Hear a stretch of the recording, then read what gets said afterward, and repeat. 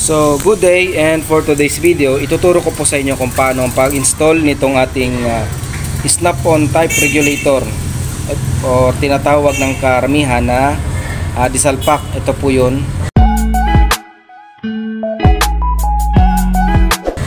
Kapag ganito po yung klase ng regulator ang gamitin nyo, ay maganda po kasi modern type na po ito ng regulator ngayon.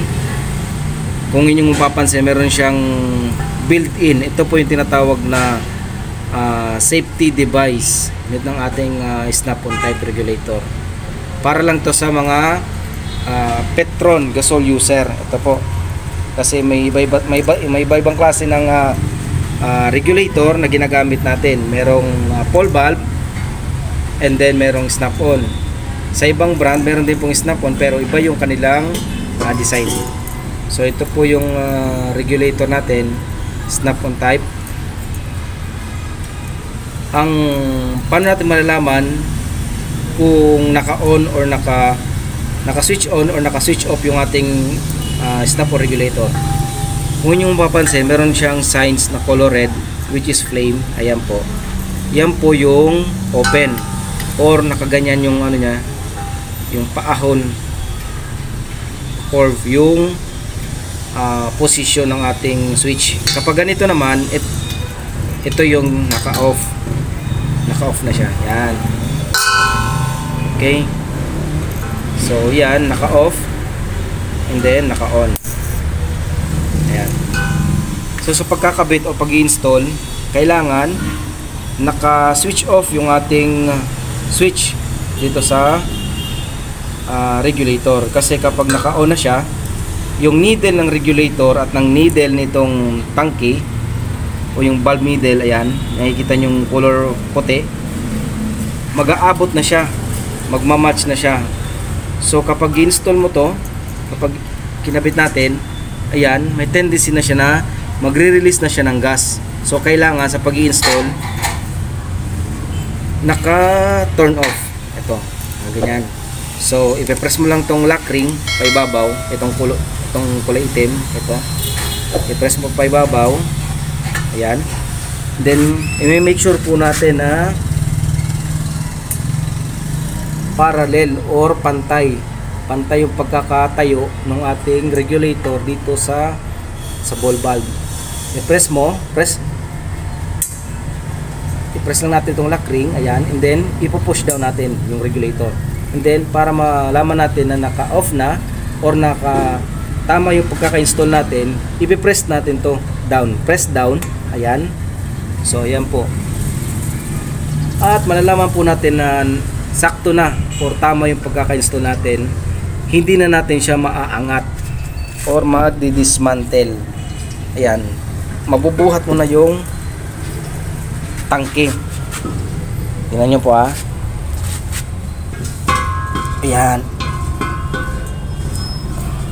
So ganyan lang po. Normal lang po ito na iikot pag ganyan. Normal lang po yan kasi snap-on type nga. And then naka O-ring yung ating gasket. Ayan.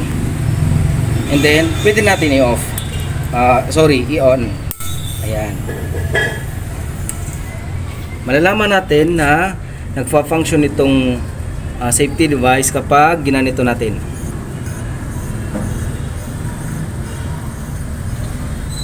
Automatic siya mag-off once na merong leaking or na-disconnect doon sa pagkakakabit yung hose papunta doon sa ating mga unit.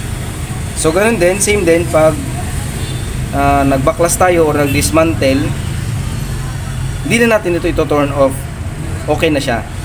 I-press lang natin tong lock ring, itong itim, paibabaw. Ganyan.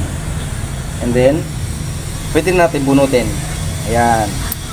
Okay na po. So before installment ng ating mga regulator or snap-on regulator or diesel pack, i-make sure po natin na naka-switch off yung ating switch ng ating mga regulator. Ayan, naka-on na siya, on. Kailangan i-off. Ayan, makikita nyo yung needle gagalaw siya kapag in-off natin. Sorry. Ito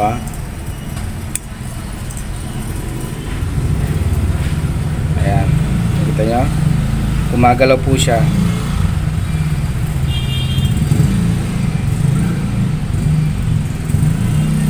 Ayan. So, kailangan, pag mag-install ka, naka-off siya para umangat itong needle pa ibabaw. Pag in-off natin, ayan.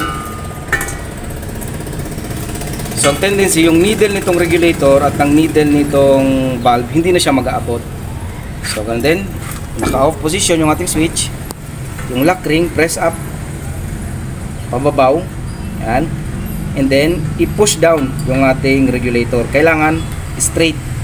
Okay? Naka-straight lang po siya. And then, yung ating lock ring, press down. Yan.